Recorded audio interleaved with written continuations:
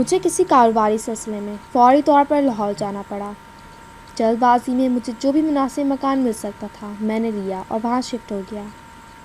کل مجھے آفس بھی جلدی جانا تھا، اس لیے سوچا کہ جلدی سو جاؤں، مگر پھر جیسے ہی سونے کے لیے لیٹا مجھے زور زور سے کسی کے رونے کی آوازیں آنے لگی۔ وہ آوازیں رکنے کا نام ہی نہ لیتی تھیں۔ میں ساری رات نہ سو سکا۔ ساری رات کروٹ بدلتے بدلتے ہی گزر گئی۔ تقریباً 6 بجے وہ آوازیں آنا بند ہوئیں۔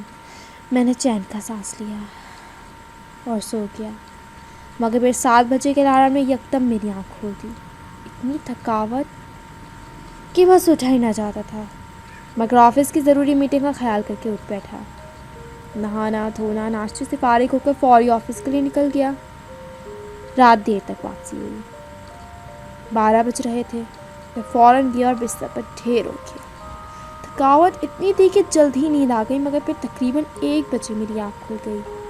کچھ شور سا سنائی دیا۔ وہ وہی رونے کی آوازیں تھیں جو مجھے گزشتہ رات سنائی دی تھیں۔ وہ آواز پھر 6 بجے تک مسلسل آتی رہی اور میں پھر سو نہ سکا۔ پھر تھکاوٹ اور پھر آفس۔ اسی طرح 4 روز گزر گئے اور میں سو نہ سکا۔ ہر رات وہی رونے کی آواز آتی۔ وہ آواز 12 بجے سے شروع ہوتی اور 6 بجے رک جاتی۔ ان 4 دنوں میں نہ سونے کی وجہ سے بہت بیمار ہو گیا تھا۔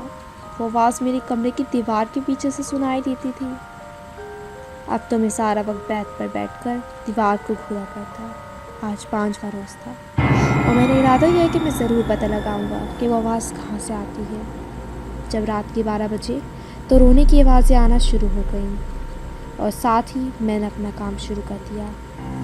میں دیوار کو توڑتا گیا اور جب وہ ٹوٹ گئی تو جو میں نے دیکھا وہ میں کبھی نہیں بھول سکتا۔ وہ آج بھی میرے دماغ میں محفوظ ہے۔ وہ ایک لڑکی کی لاش تھی جو دیوار میں کیلوں کی مدد سے ٹھوکی گئی۔ اس میں بہت گندی بو تھی۔ اس کے سر سے خون اب بھی بہہ رہا تھا، جیسے اسے کسی نے ابھی مار کر دفنایا ہو۔ میں بہت ڈر گیا تھا۔ میں فوراً اپنے فلیٹ سے باہر نکلا اور پولیس کو کال کر دی۔ پولیس نے فوراً اس فلیٹ کے مالک کو گرفتار کر لیا۔ اس فلیٹ کے مالک نے بتایا میں اور یہ لڑکی مل کر بلیک منی کا کام کرتے تھے۔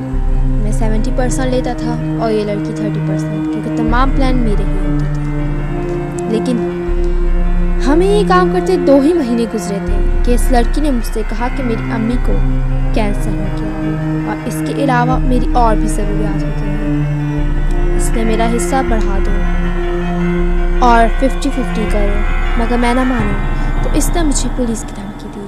اس نے کہا کہ اگر میں نے 50-50 نہ کیا تو وہ پولیس کو بتا دے گی کہ وہ اور میں بلیک منی کا کام کرتے ہیں، اور یہ بھی بولے گی کہ مجھے اس آدمی نے دھمکایا تھا کہ اگر میں اس کام میں اس کا ساتھ نہ دوں تو مجھ سمیت میرے سارے گھر والوں کو مار دے گا۔